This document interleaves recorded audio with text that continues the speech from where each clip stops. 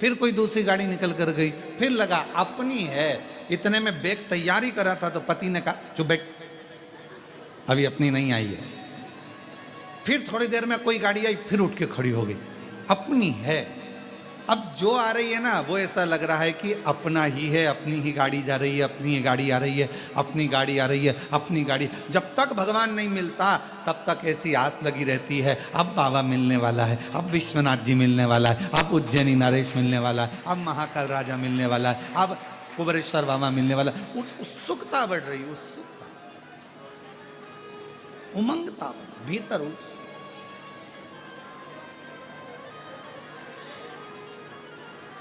उससे मिलन की आस। तो शिव कथा कर रही है कि परमात्मा के मंदिर में जाओ और परमात्मा तुम्हें मिल जाए तो समझ लेना भाग्यवान हो, और यदि परमात्मा मंदिर में जाने पर ना मिले तो भी समझ लेना कि सौभाग्यशाली हो, महा आनंदमय हो। परमात्मा तुमसे थोड़ा सा ओझल हो गया है, छुप गया है, पर शीघ्र ही परमात्मा मिलेगा, जो मिलेगा।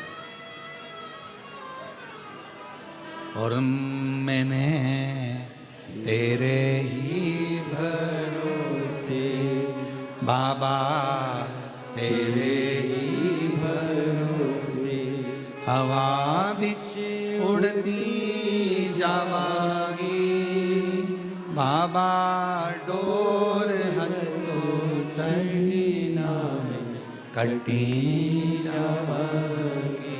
भोले मैं तेरी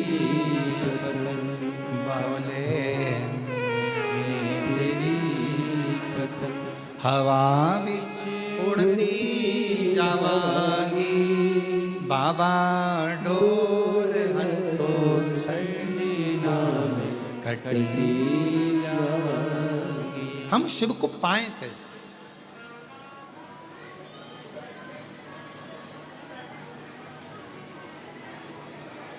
भगवान को पाने के लिए हमें क्या करना पड़ेगा?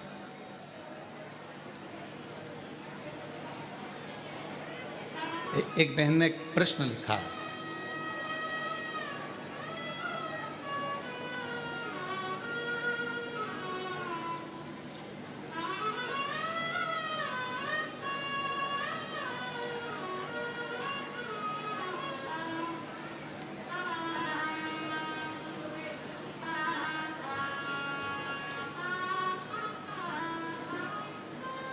श्री शिवाय नमस्तुभ्यम। मेरा नाम प्राची वैश्य है। कहीं बैठी हो प्राची जी तो हाथ हिला सकती हैं, और अगर पीछे कहीं बैठी हो तो पीछे के रास्ते से आकर एक बेलपत्र ले सकती हैं। मेरा नाम प्राची वैश्य है। पिता का नाम और भी कहते हो तो मन मेरा मंदिर, आंखें दिया बाती, और होठों की है तालियां और रोम फूल बाती। हृदय से आप भगवान को आरती करो, दिल से प्रार्थना करो, भगवान स्वीकार करो। फिर एक प्रश्न लिखा उन्होंने, गुरुजी हम शिव जी के मंदिर जाते हैं, शाहमऊ जिला अमेठी उत्तर प्रदेश से आई हैं। हम उनसे कहेंगे कि अगर भगवान की आराधना करने के बाद भी, शिव जी की पूजन करने के बाद भी यदि आपको भगवान शंकर का मन हो गया, ये शिव कृपा है।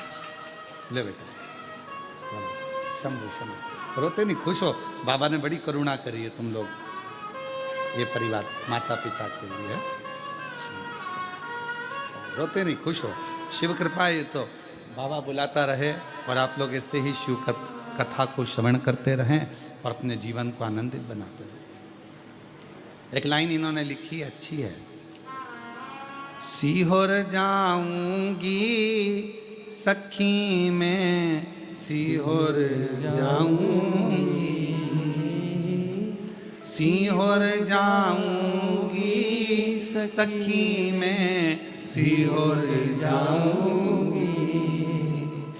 मेरे मन में नहीं है धीर सखीरी में, सीहोर जाऊंगी। मेरे मन में नहीं है खीर सखीरी में सीहोर जाऊंगी, सीहोर जाऊंगी सखी में सीहोर। तो कोई कहे कि हम भगवान शिव की आराधना कर रहे हैं, हम भगवान शंकर की अर्चना कर रहे हैं, हम भगवान शंकर की पूजन कर रहे हैं, हम भगवान शंकर का स्मरण कर रहे हैं, हम भगवान शंकर के पूजन पाठ में लगे हैं और शिव जी हमको स्वप्न में क्यों दिख रहे हैं। तो ये जान कर रखो कि वो तुम्हारा पिता है, वो तुम्हारा पिता है।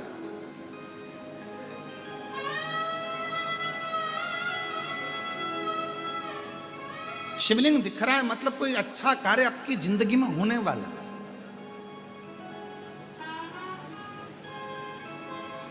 कई भाभी को भी फोन लगाए होंगे कि दीपाली भाभी से भी कहा होगा कि गुरुजी से मिलाओ। कई लोगों को लगता होगा खुद मिल लेते हैं, हमको नहीं मिलाते होंगे। पर सत्यता तो यह है कि हम हमारे कमरे से निकलते नहीं। हमारा भजन हमारे उन जीजियों से हम जब भी कथा में आते हैं हम दो बातें भगवान से कहकर आते हैं। हे प्रभु भोलेनाथ शंभुनाथ त्रिकालदर्शी कैलाशी अविनाशी, हे शिव इतनी कृपा करना, किसी माँ की, किसी स्त्री की, किसी नारी की गोद कभी खाली मत रखना और किसी पुरुष की जेब कभी खाली मत रखना। स्त्री की गोद खाली रहती है तो उसको सुनना पड़ता है और पुरुष की जेब खाली रहती है तो उसको सुनना पड़ता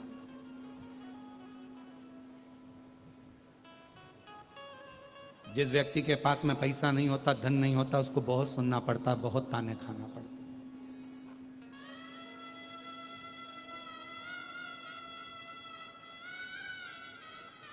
और जिस नारी के संतान नहीं होती,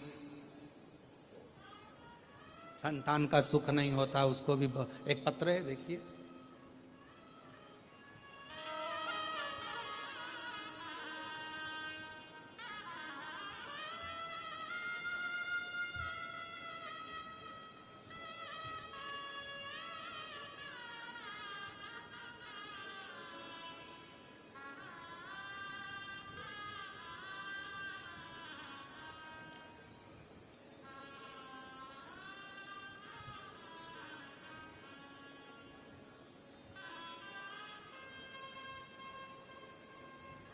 श्रीमती हर्षिता प्रेम सिंह राठौड़।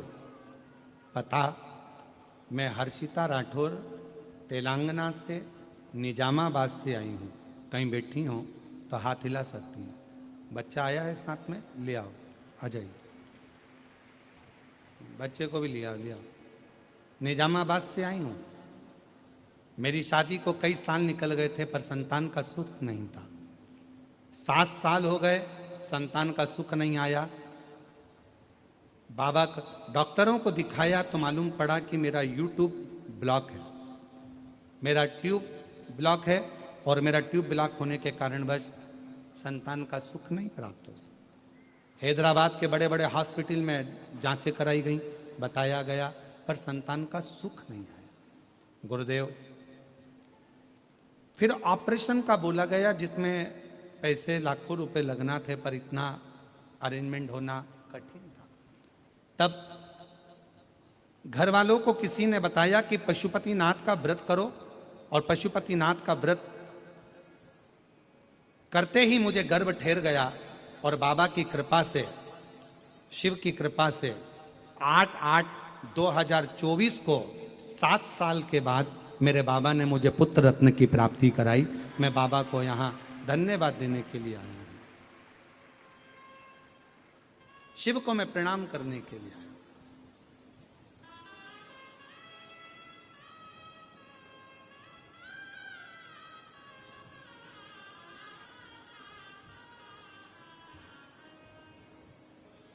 एक विश्वास, एक भरोसा, एक दृढ़ता शिव के करीब में लेकर जाती है, शंकर भगवान के पास। पितरों ने कहा कि हम हमारे इस पितृदोष से संसार सागर की मुक्ति हो, मोक्ष हो, ऐसा कोई फल केवल देव अधिदेव महादेव ने बेल और दूध का जो प्रयोग है, उस प्रयोग का साधारण फल नहीं है, बहुत फल। और श्राद्ध पक्ष मैं चक्कर खा के बेहोशी में नीचे गिर जाऊंगी। मेरी बहू कन्हैया को लेकर आएगी, कन्हैया मेरे कानों में मंत्र देगा, मैं उस मंत्र को सीख जाऊंगी। फिर कोई भी बीमार पड़ेगा, किसी को दुख होगा, वो मुझे बुलाएंगे, मैं उस मंत्र को बोलूंगी, वो ठीक हो जाएगा। अब बूढ़ी माँ चक्कर खाकर नीचे गिर गई, बहू दौड़ कर कन्हैया के पास गई, ओ ठाकुर ओ कृष्णा, कन्हैया कन्हैया कन्हैया, कनुआ कनुआ कनुआ। कन्हैया ने पूछा क्या हुआ? कहा मेरी सास चक्कर खा के नीचे गिर गई है, जल्दी चल उसको ठीक कर दे। इतने में कन्हैया तो जानते थे। कन्हैया ने कहा गोपी से सुन, मैं बूढ़ी के कानों में मंत्र नहीं देता। इतने में तो गोपी ने कहा वाह वाह वाह वाह, बेचारी वो बुढ़िया है, इसके कानों में मंत्र नहीं देगा, युवान युवान गोपी को मंत्र। अरे ऐसा नहीं है, पर तेरी सास को तो नहीं दूंगा। अरे कन्हैया मर जाएगी वो, कृपा कर दे कन्हैया। तब कन्हैया ने कहा कि मैं बूढ़ी को कानों में मंत्र नहीं दूंगा, पर मेरे पास में एक छड़ी रखी है, 4 बार छड़ी मारूंगा ना तो बुढ़िया ठीक हो जाएगी। इतने में गोपी ने कह दिया भले तू छड़ी से क्या डंडे से मार ले, पर मेरी सास को अच्छा कर। तो क्या चल अब ठीक कर दूंगा। और इतने में कन्हैया दौड़ कर गए और गोपी के पास में जो बूढ़ी पड़ी थी, बूढ़ी माँ, उसके पास खड़े होकर बोले लाओ जरा डंडा, बूढ़ी को ठीक करना है। इतने में तो बुढ़िया खांसती, और खांसती हुई बुढ़िया तुरंत उठ के बैठ गई। कन्हैया ने कहा देख मेरे डंडे में कितना दम है, केवल आवाज निकली लाओ डंडा लाओ छड़ी, और इतनी देर में बुढ़िया उठकर बैठ गई। कितना दम। तो पहले जो थे उनको लगता था कि हम बताएं, हमारे से लोगों को मालूम पड़ेगा, हमारे पास लोग आएंगे, उनका दुख हम मिटाएंगे। पर अब लोगों को क्या मालूम, आज लोग विरोध क्यों कर रहे हैं? क्योंकि अब दुनिया के लोगों के पास कोई नहीं जाता, सीधा 1 लोटा पानी भरते और शंकर जी के मंदिर में पहुंच जाते और अपना दुख मिटाते। इसलिए पूरी सोशल मीडिया शिव पुराण की बुराई करती है, पूरी सोशल मीडिया शिवर वाले महाराज की बुराई करती है। क्यों? क्योंकि सबके पास में, सबके घर में 1 लोटा जल और सारी समस्या हल। चल। और अब तो बच्चों ने भी नियम बना लिया, स्कूल जाने से पहले ड्रेस पहनेंगे, 1 लोटा जल भरेंगे, मम्मी अभी आई, और 1 लोटा जल लेके मंदिर, और सारे मोहल्ले के लोग देखते हैं, बताओ स्कूल की ड्रेस में जा रही जल चढ़ा। और जल चढ़ाकर आएगी और घर जाते, जब स्कूल जाएगी ना, स्कूल जाने से पहले मंदिर से जब आई है ना, तो मंदिर से आते आते भी लोटे में थोड़ा पानी लेके आइए, और जितने घर में दादी लो, दादा लो, पापा लो, मम्मी लो, और सबको थोड़ा थोड़ा जल देगी। और पहले जाती थी तो बाय कर जाती थी, अब स्कूल जाती है तो हर हर महादेव, श्री शिवाय, जय श्री महाकाल, ऐसे आवाज लगाते लगाते जा। शिव समाहित शिव। अब कोई कहीं नहीं जाता, अब लोग भटकते नहीं है। अब लोगों के दुख आता है, तकलीफ आई, कष्ट आया, बीमारी आई, एक पत्र है, अच्छा है, देखो।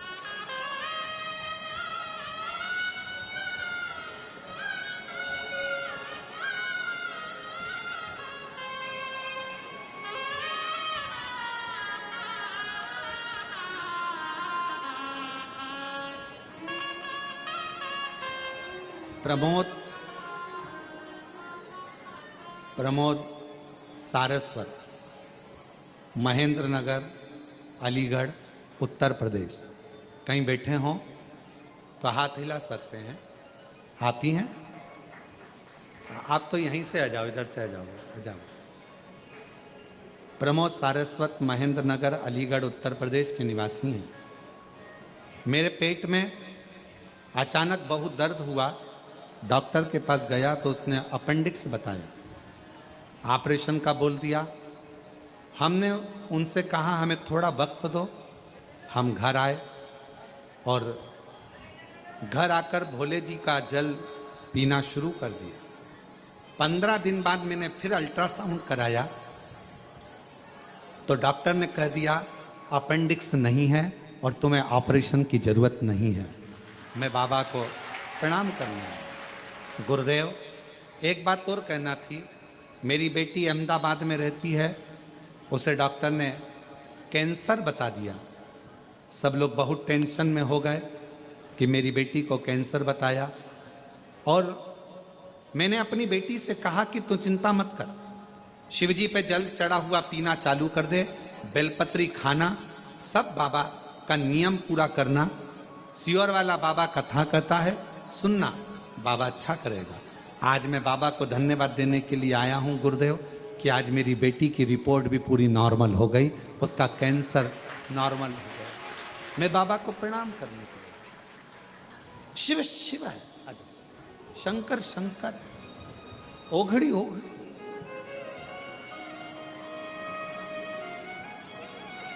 एक बेटी को देखिए, पहले आ चुके हैं था, तो भगवान शिव ने उनको कंधे पर उठाकर तांडव किया था। खूब क्रोध क्रोध। अब देखा भगवान नारायण ने कि ये क्रोध में भगवान शिव तो ये सब नष्ट कर देंगे। करा क्या जाए, तो का सुदर्शन उठाया और मां आद्य शक्ति दुर्गा भवानी के शरीर के टुकड़े कर दिए। शरीर के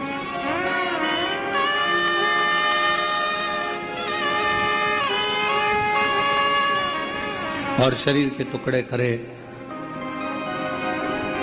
उसी में से एक कामाख्या शक्ति पीठ हुआ। किसी ने दर्शन करे होंगे वहां पर, कामाख्या शक्ति पीठ है। बोल मां कामाख्या माता की। एक कामाख्या शक्ति पीठ है। जब भगवान देवादिदेव महादेव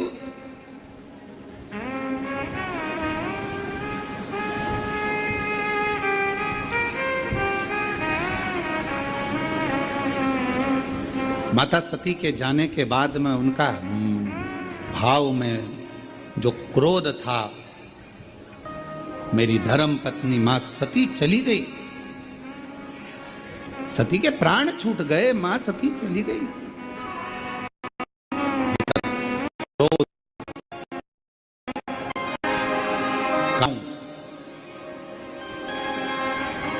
किस स्थान पर जाऊं, घूमते घूमते जहां जहां मां सती के शरीर के जितने जितने टुकड़े गिरे थे, कुछ पुराणों में 51, कुछ पुराणों में 52, कुछ पुराणों में अन्य वर्णन किया गया कि इतने इतने शक्तिपीठ हुए, इतने इतने टुकड़े माता के गिरे।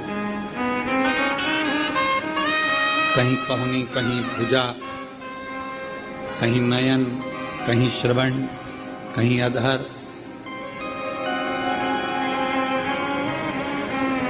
सब दूर गए। और भगवान शिव, नवरात्र के अवसर पर आप लोग कथा सुन रहे हैं, बहुत ध्यान देना। ये कथा का, देवी भागवत का ये प्रसंग, माँ शिव और शक्ति का ये प्रसंग शिव महापुराण की कथा चल रही है। इसको 5 दिन तक हमें केवल शिव और शक्ति पर ही सुनना। और आपको मालूम होना चाहिए कि नवरात्र कहां से प्रारंभ हुआ। आपको ज्ञात होना चाहिए कि नवरात्र का शुरुआत कहां से हुआ। इस कथा को वहीं से लिया जा रहा है कि नवरात्र की शुरुआत कहां से हुई।